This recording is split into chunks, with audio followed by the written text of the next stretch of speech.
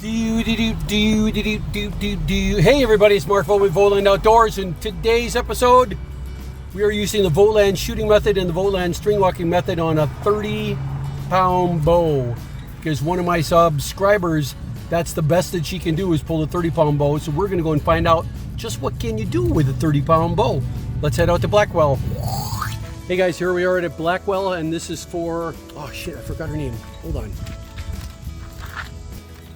Okay, everybody, we're at the range. Timmy, T-I-M-I, new subscriber. This one's for you. This is the closest I could come to a 36-pound max out. This one will pull about 32. Let's see what it looks like. I'm going to just draw it out to full for me, and we're going to see 34. That's pretty good. 33.5 something, rounds up to 34. To shoot this bow, what we need to do is calibrate the Vogtland string walking numbers, those two magic numbers that I told you about. What's the gap? The difference, the distance between the nocking point of the arrow and the drawing point of your index finger. When that index finger is anchored underneath your chin, that gap ultimately determines the elevation of the arrow and hence the distance that arrow is going to shoot very, very precisely. We want to be able to measure a whole lot of different gaps, but instead of requiring that you memorize a whole bunch of different gaps, I'm going to have you memorize two numbers, and from those two numbers, you're going to be able to actually determine on the fly any gap from 5 meters all the way out to probably on this bow about 100 meters. You'll be able to just calculate what it is from those two numbers. What two numbers am I talking about? The gap for a 20-meter shot, and that's called the 20-meter initial gap. And then there's another gap that we'll call the 10-meter interval gap. That's the change in fractions of a finger that you need to reduce the gap to get a longer range or increase the gap to get a shorter range for every 10 meters that you would add that interval gap on to increase the gap and make the arrow shoot shorter, or you're going to reduce by that amount from 20 in order to shoot farther and farther and farther. That's what we're going to do next, and it all starts off with understanding what the 20-meter initial gap is. So we've got a bag set up right there at 20 meters, and I'm going to be aiming for the middle of that square, and I have not shot this bow ever. It came out of my daughter's garage about 2 weeks ago. I don't even remember how it got there. She was cleaning it out, but I can pull it out to about 34 pounds, so that's going to work for us. We'll wait for the rest of the guys to come back, call clear, and then we're going to shoot 6 arrows, starting off with roughly, you probably want to start short instead of long. So I'm going to start off with a 3-finger gap, even though that's for a 55 pound bow, and this is 34 pounds. So it should require a lot smaller gap. The back has to come down, the tip has to go up to shoot farther, or it has to aim up higher for a weaker draw weight bow. Check everybody's back. Right. Clear. In fact, we'll start with about a 2.5-finger gap.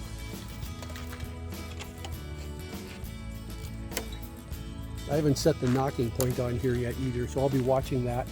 I just installed my movable knock.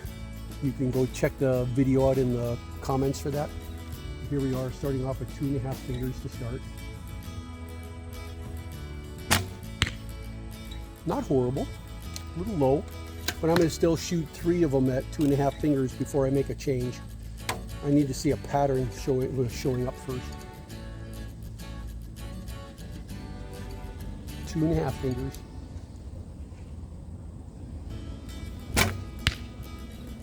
Not bad.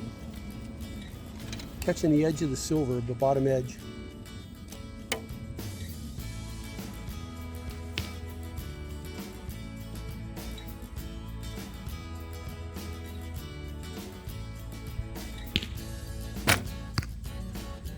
That's all me just screwing around. I'm going to shoot the other 3. Still at a 2.5-finger gap. We're going to spend a couple of rounds on this because we've got to get this right. Any error that you end up introducing here because you didn't calculate this gap correctly is going to be added on to every shot you take one time. It's always going to be built on an error. We're trying to avoid that.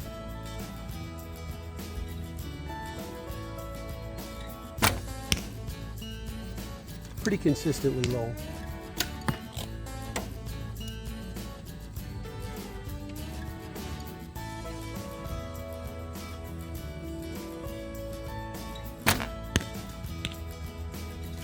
Now I'm correcting as I'm getting warmed up.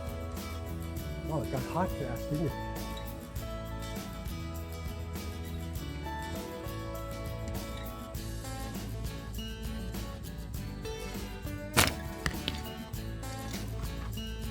Still might be 2.5. Let me go pull those arrows. We're gonna shoot again. Clear. Round 2, still using a 20-meter initial gap of 2.5 fingers and just trying to warm up. Don't trust your very first round at the archery range. Not for something as important as calibrating your fingers for your shooting. 2.5 fingers again.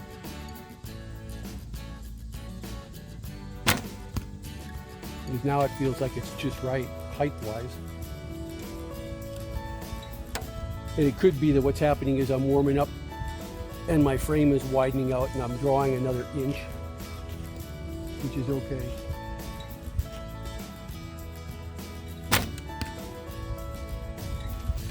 Two and a half is looking pretty good. See if I can bring it in a little bit.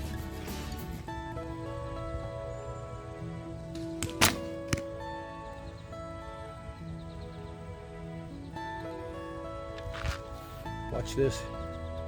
See the string move there? The brace is actually a little bit low on this one. So I'm going to pull it off after this round. Put about 8 twists in and then put it back on. That'll shorten the bowstring. That'll bend the limbs a little bit more. That'll make the brace go a little bit wider to where it needs to be. That's a little on the narrow side. It should be 1 fist meal, the distance from your thumb to the heel of your hand. This should be a gap, and the fact that I can still stretch means it's a little narrow.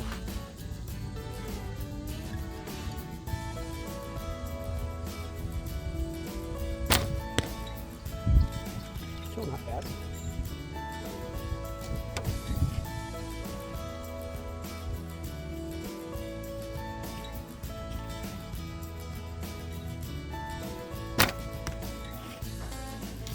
I'm going to have to shift over to the right to make all my shots go right. I don't seem to be able to correct today. There's a little bit of a win from camera right to left, but it's not, I don't get to use it as an excuse.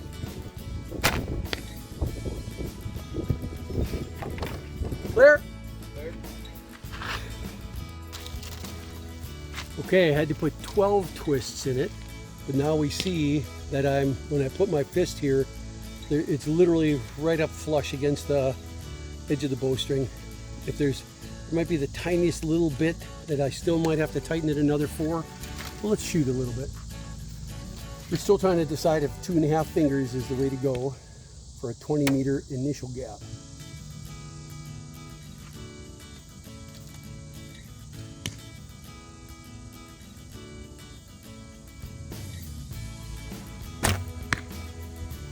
Feels pretty good. And certainly changing the brace height changed the arrow flight a little bit.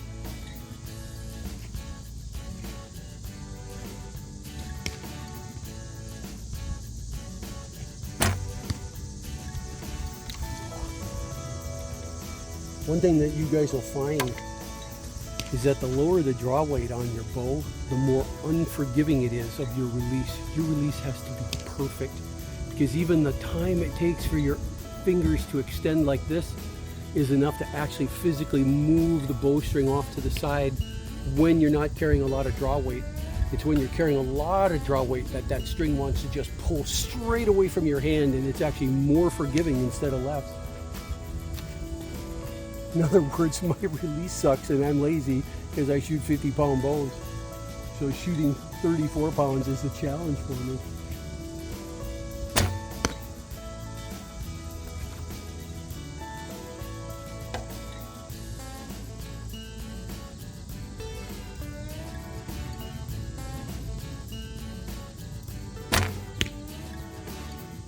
I'm learning.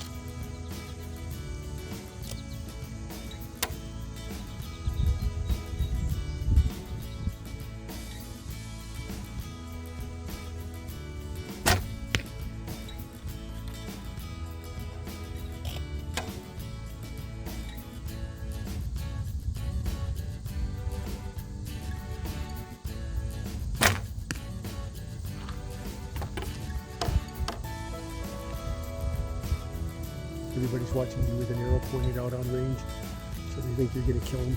Clear. Clear. Let's go. Let's go take a look at these. I think we can make some decisions here and move on to the second half of calibrating the Vogtland string walking method. We're shooting at 20 in a dead calm wind. We've adjusted the brace, and what I want you guys to pay attention to is the grouping height-wise. Yes, Mark's still pulling them left and pulling them right, so they're scattering around a little bit. But what I want you to see is that there's a pretty consistent grouping there in the center of the bag that I was aiming for here. I'm not kidding. That's where I was aiming, and they were still landing here. But the height was actually pretty good. So we're going to go with 2.5, because the alternative is to change it to like 2 1/3 fingers. We can try that. Other bows I have, you have to try to figure out that 1/3 gap. Let's give it a try. Let's try a 2 1/3 gap next. Then we're trying to actually narrow the gap from 2.5 to 2 1/3. You're literally losing 1/6 of a finger. That's not much, but it is going to make this crawl up. The other thing I can try is this. Instead of 2.5, we'll go with another easy number. 2 1/4 next is what we're going to try. And that's going to raise these arrows up a little bit, hopefully into the silver. So we're trying 2 1/4 next. To learn the skill, like throwing a ball, hitting a golf club. Okay, we're trying 2 1/4. And I'm going to shorten the bowstring by 4 twists as well. Widen that brace ever so slightly.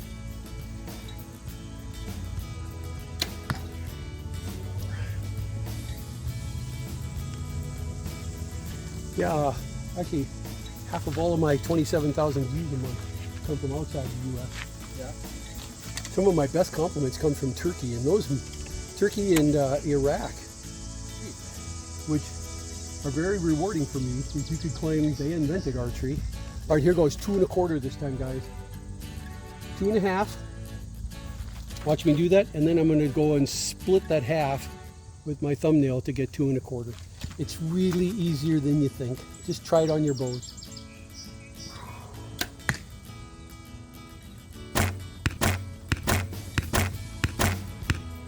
Ho ho ho! 2 1/4 is our new happy number.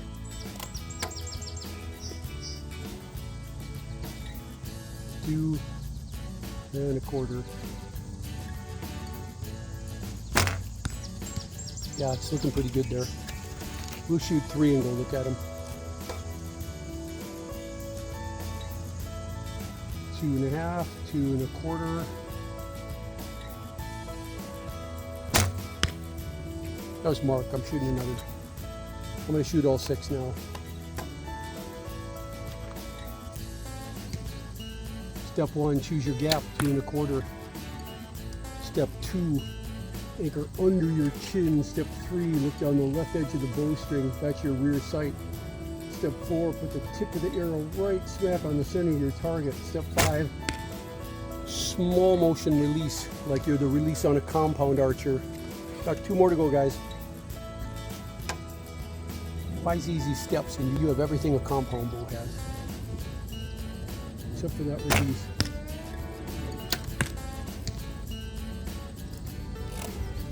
More than anything, you've taken the mystery and the magic out of a shot. You're shooting like a compound archer, because you're lining up and sighting over the top of the arrow, using a rear sight, something for a rear sight, using something for a front sight, and you only have to concentrate on a release. What's not to like about that? Clear. Let's go look.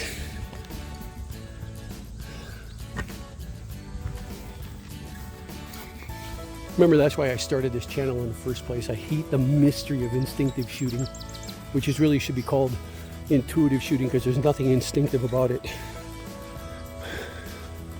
That 1/4 finger change raised the shots of the arrow up on par here. So we've actually got step 1, the one of the 2 magic numbers of Vogtland string walking, the 20-meter initial gap, 2 1/4 fingers. What we got to do next is find out what the interval gap is. I'm going to leave this bag here. We're going to leverage this one that's already here, try to roll it very precisely out to 30 meters. So it's got to come back.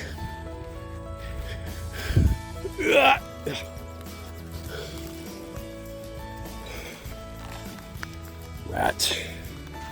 It's gonna be one of those days.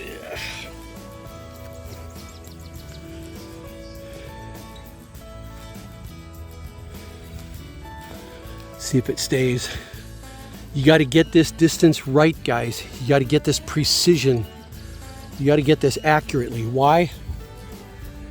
Because your 10-meter interval gap is going to compound it's going to have error in it regardless of what you do, but that error is going to get compounded every time you use it. Let me explain.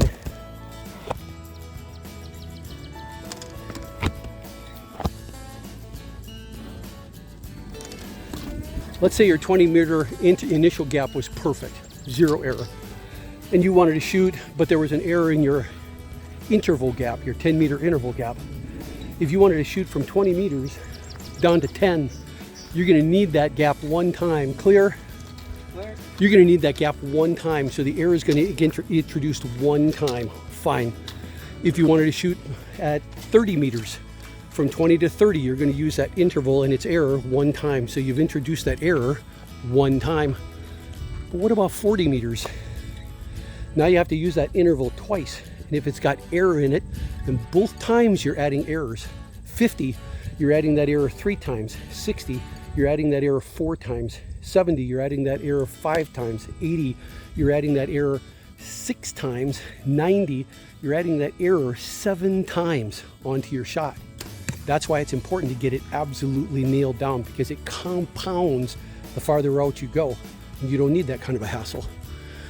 All right, let's aim at the 30-meter bag.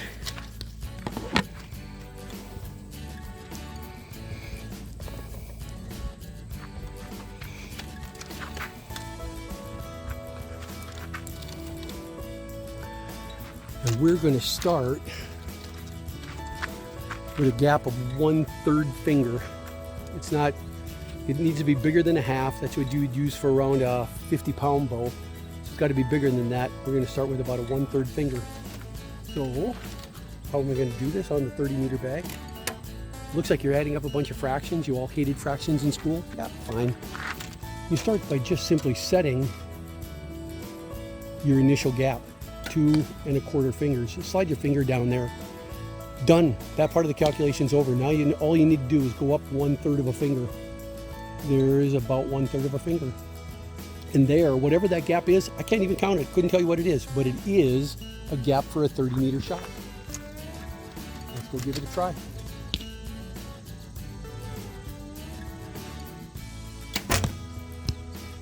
Not bad.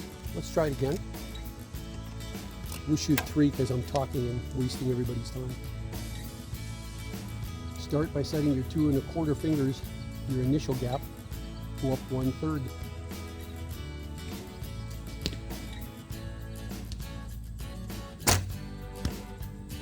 Consistent. I'm aiming at the center of the bag, by the way, and it's landing low and left. We're going to shoot one more arrow and then we're going to make adjustments. Set your initial gap, go up 1/3 of a finger after that.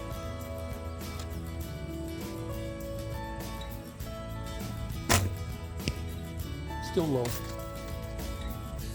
Let's pull those arrows and then we're going to try a different gap. Be right back. Clear? Okay, we're going to shift over a little bit and we're going to try a half, let's see, a 3rd finger gap. We're going to try a half finger now. Makes the math easier anyways. I like half fingers. So we're going to, number 1, choose our gap. That's 2 1/4. And then we're going to set for the interval from 20 to 30 is 10. So we're going to go up a half of a finger. That's going to be our new gap, whatever that is. Step 2, anchor under your chin. Step 3, look down the left edge of the bowstring. 4, tip of the arrow on the center of the target. 5. Oh yeah, height-wise that's looking really nice. And the arrow left the bow looking happy too, even though these are kind of heavy arrows for this bow. I mean, these are my hunting arrows. 2 1/4 off a half.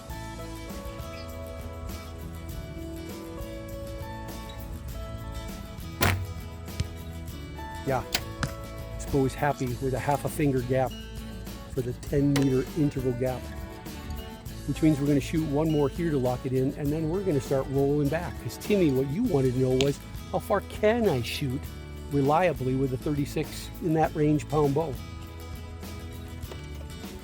2 1/4 up a half. Ah, that's me. That's caffeine. Let's shoot one more.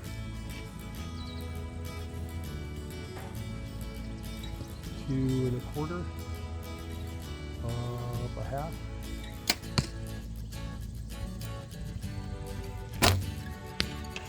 Yeah, distance-wise, that's looking really good.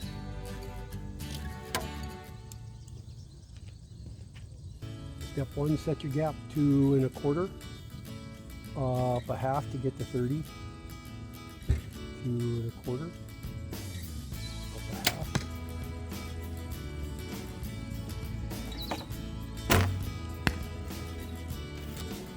Last one. Then I'll pull them. We'll go look at them together. 2 1/4 up a half. Step 2, anchor under your chin. 3, look down the left edge of the bowstring. 4, tip of the arrow on the target. 5, small motion release. Let's go take a look.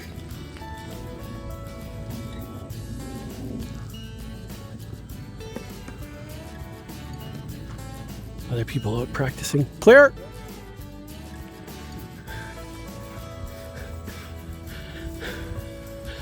Well, it could be worse. He could be on a PlayStation instead of outside shooting an arrow. Dave, I don't think you need fletchings. Well, hey, I figure once if I could get them where I want them roughly. Yeah. There's my 30 meter interval shot, and that grouping, guys, is like plus only about a 4-inch range total, plus or minus 2 inches. Perfectly good enough to say, let's continue.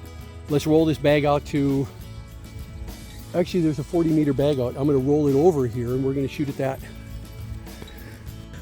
That was quite some time ago now, like 90 to 95, 96. All right, here we are all set up.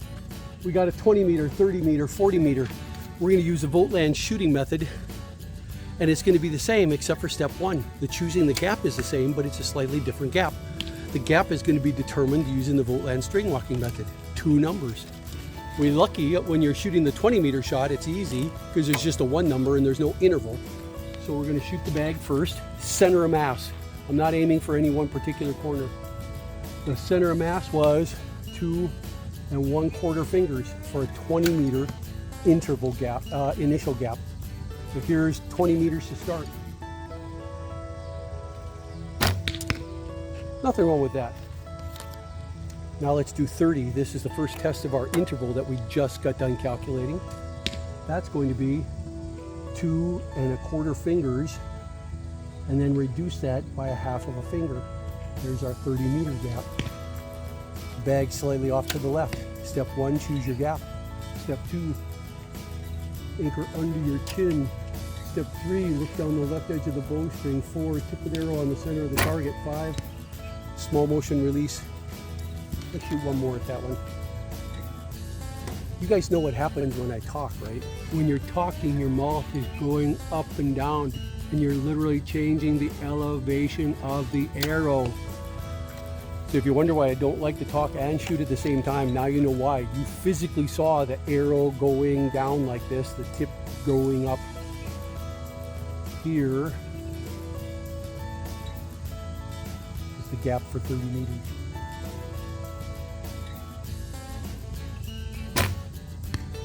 Better. Now we're going to shoot the gap for 40 meters.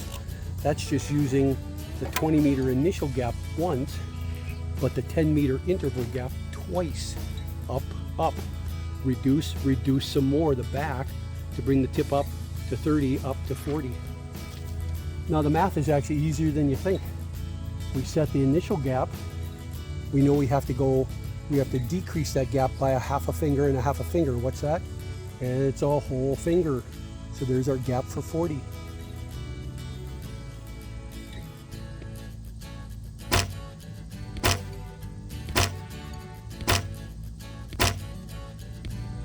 Dead fucking center of the bag, and I'm glad kids aren't on this channel because I want you guys to see that.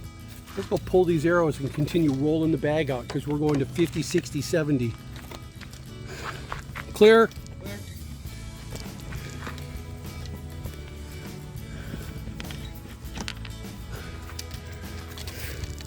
I lose out on a lot of advertising now.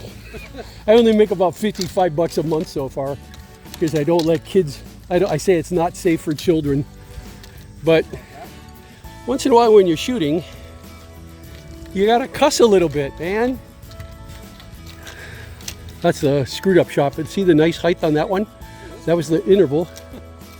That was a lot of user error. Dave, you're a poster child for me getting you to start shooting with this method and get rid of your recurve, or get rid of your compound bow.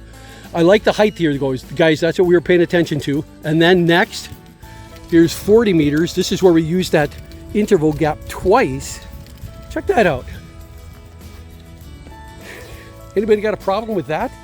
You calculated a gap. You didn't have to memorize it. If it had been 42 meters, you'd be able to adjust and change the gap and actually make a similar shot like that. So you don't have to memorize a lot of numbers. You just have to memorize 2 numbers. Your 20 meter initial gap, your 10 meter interval gap. But again, the more times you have to use the interval gap, the farther you are away from 20 meters, either shorter or farther, the more air you introduce. So that interval gap becomes critical. All right, I do believe the 2 green dots out there is a 50 meter target. So we're going after that one next. Clear? To film, I'm shooting a 34-pound bow at the 50 meter target. It's good signal, guys. I didn't know that you were this close. Are you in Naperville? Yeah, just over by I know exactly where that is. All right. I just saw 2 other subscribers, and now I'm confused. I want to talk to them, but I got to shoot. I got to finish this video for Timmy. All right. We're shooting at the 50 meter mark, and that's going to require we use the interval, the 10 meter interval gap 3 times. How are we going to do that? Step 1 of the Vogtland string walking method, choose your initial gap, your 20 meter gap, and then correct for that. Then we're going to go up 1 whole finger from 20 to 30, 30 to 40, and then up another half a finger to get to 50. And whatever that is, that's our 50 meter gap right there. Here we go, center of mass.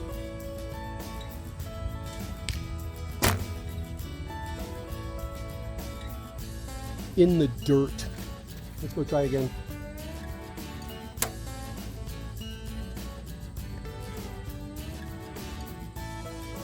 Two and a quarter, up 1 and a half.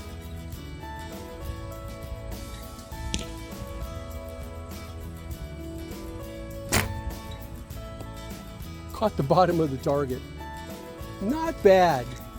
You can see how important it is that we need to get that interval gap correct. That if there was a little bit of error, I just introduced that error 3 times to go from 20 to 30, 30 to 40, 40 to 50. But the whole idea of the string walking method is to give you an idea, a starting point for that shot. Then now if I need to make any small corrections, 2 and a quarter, up 1 and a half, I know that maybe there's a tailwind today. So whatever this gap is, I'm going to go and adjust it by 1/4 of a finger, or even in this case, 1/2 of a finger to compensate for the tailwind. And let's try shooting again.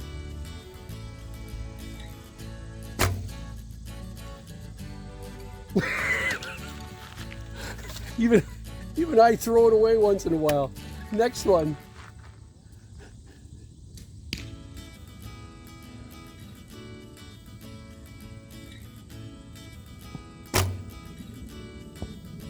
Last 2.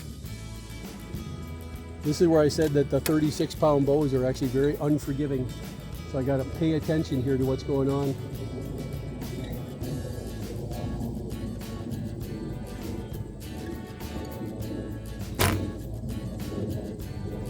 I got my shot left. That was all me. Here goes last one. I'm only shooting with about a half of a finger gap right now.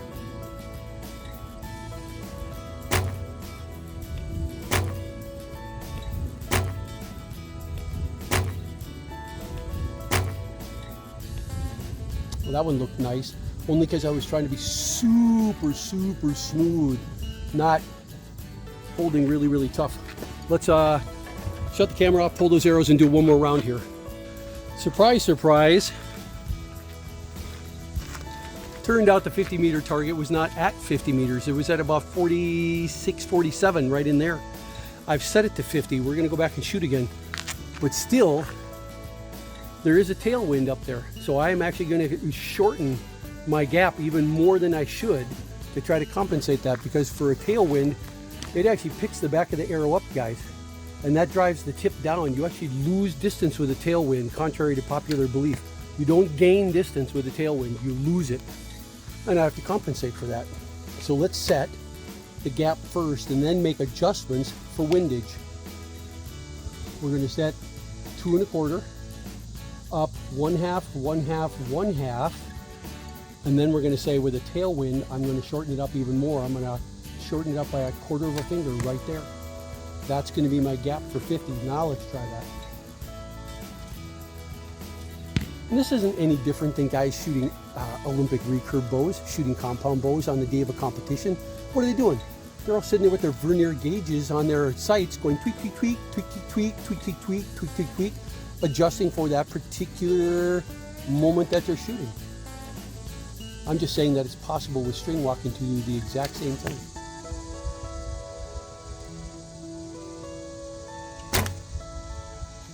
It was all marked, throwing it to the left. Let's do it again. 0 for 1 on target.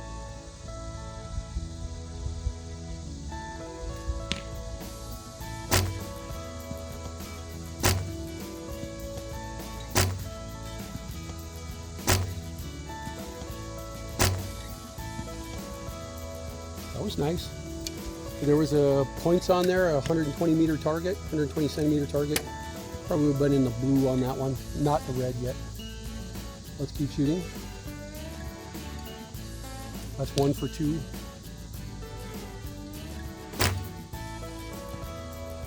Two for 3. It's nice when I'm shooting at a range I expect it to be. I can remember what that gap is without having to recalculate it every time.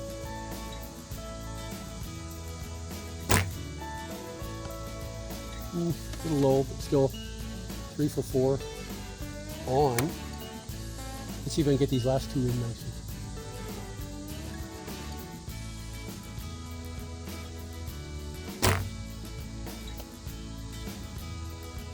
What's my latest excuse? Let me look in my excuse bag. I think that arrow is tired. That's my excuse. Last one. Dave says if I hit that top green circle, I get his Hoyt sexy carbon bow. So here goes. I heard you say that, right, Dave? Yeah.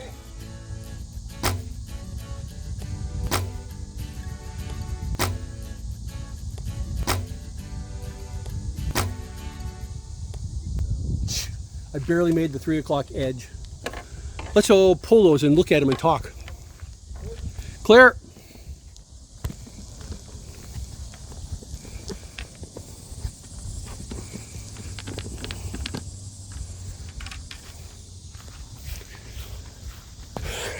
Timmy, I hope your release with a 36-pound bow is smoother and smaller than my big fat hunting fingers.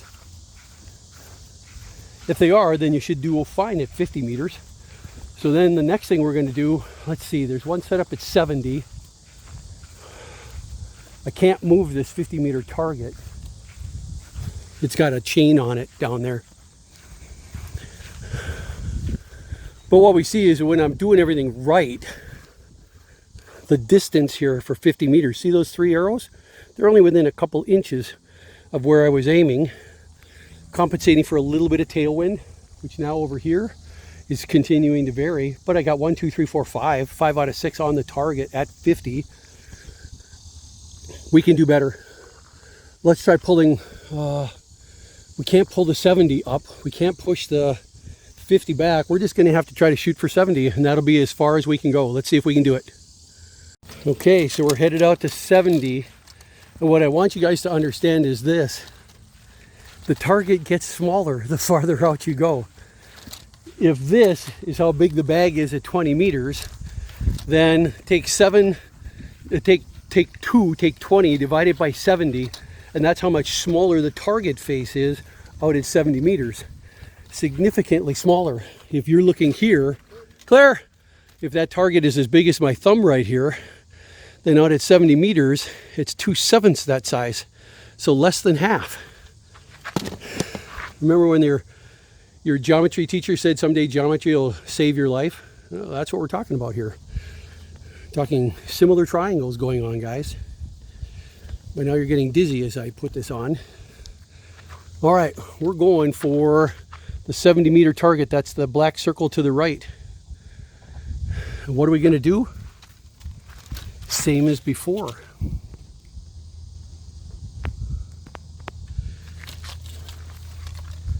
You're going to like this. It's harder to hit. Okay, it's more than just about trying to get the distance right. The target face, even from 50 to 70, has been changed by 2/7 again. It's made smaller. You got to be very, very precise with your release, and that's what you see me struggling with.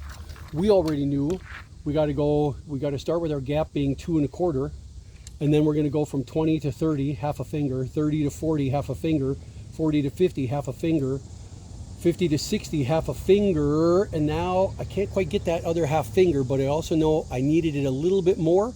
There's nothing to stop us, guys, from continuing our string walking right over the top of the string. You'll see me shoot what turns out to be a Mediterranean grip at that target at 70 meters. But I don't have to stop here. There's nothing to stop me from putting 2 fingers on the top of the arrow and even 3 fingers on the top of the arrow and shooting like this. After that, it gets weird. 3 fingers. But we're going to see if 1 finger over the top of the arrow, a traditional Mediterranean grip, is going to hit 70 meters with a 35-pound bow. Here goes.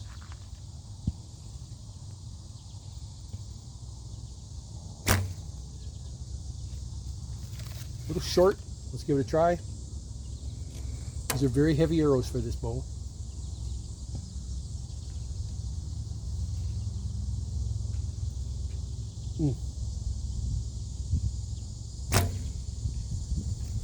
That was drift from the wind. We got a crosswind going left to right now, but better.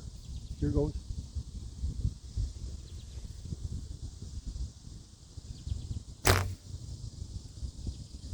Still short. I'm going to actually switch to 2 fingers over the arrow just to see. Looks like that.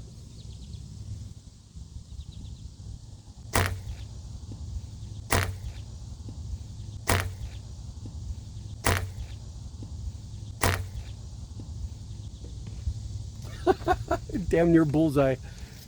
2 fingers and it shot very nicely. Let's do that again. I got 3 arrows, 2 arrows left.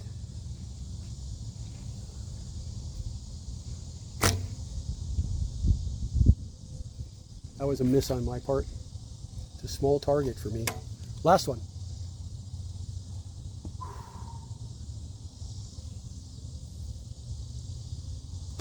Oh, I threw it. Let's go look at those. Clear. They leave? Yeah. Dave, you've been very steadfast with me. Thank you for that. What you guys see is that any string walking method that starts off linear is only linear in a certain range, outside and inside 20 meters. And my string walking method, my calculation, is really good for about plus or minus 3 intervals. So 20 meters plus 30, 20 meters minus 10, in that range. It actually works very, very well. But now we're pushing out to 70. These are arrows that are built for a 55-pound bow going through a 35-pound. But when I was doing everything perfect, including my release, that was a pretty good shot at 70 meters. Could I put 3 fingers on and maybe get out to 80? Yeah, maybe. But Timmy, this is for you. For these arrows, these heavy, heavy arrows, the shot is so parabolic like this. It's so ballistic that it's almost a circle, which means it's not really going 70 meters. It's going 70 times pi divided by 2, 1.7 something. So it's literally going 70 times 70 and a half. It's going about 100 yards in the air like this. And that means it's got a longer flight time. And the longer flight time means it's under the influence of any wind, tailwind, headwind, crosswind. It's going to be more susceptible because it's physically in the air for another, I don't know, second and a half. You have to take that into account on every one of your shots. So there's a little more science than just 20 meter initial gap, 10 meter interval gap. When you start going beyond that 20 meter mark, when you start really moving farther than 3 intervals out, like 10 meters to 50, when you start going beyond 50, you're going to be doing a little bit of compensating when you have a very weak bow throwing a very comparatively heavy arrow. On the other hand, if you're shooting a 55-pound bow, it's actually linear all the way out to the 90 meter target, which is why when I'm shooting at 90 meters, I love shooting the 55-pounder because it really does behave better. You end up with what? It's not double the draw weight, but it's 50 to 60% more of the bow speed or the arrow speed is increased. Flatter trajectories, easier to calculate. I think we accomplished what we wanted to today. We calibrated a 35-pound bow. Mine's 34, yours is 36, close enough, Timmy. You can use a 2 1/4 finger gap for your 20 meter initial and half a finger for your 10 meter interval gap. Try going out and shooting from 10 meters all the way out to 50, and it's got to be on a clear day, or it's got to be on a windless day. If you experience any kind of wind, if it's a headwind, you're going to gain a little bit, so you want to make your gap maybe a 1/4 of a finger, 1/8 of a finger wider. If you have a tailwind, that can really knock your arrows down like I was seeing today. You're going to have to decrease that gap by even as much as a half of a finger. It's going to be up to you that day under those conditions. Even the humidity can affect the shot. We all know this. Fun, fun, fun. This is Mark with Vogtland Outdoors. Feel free to subscribe to my channel. I'm having more fun, and we'll see you out there.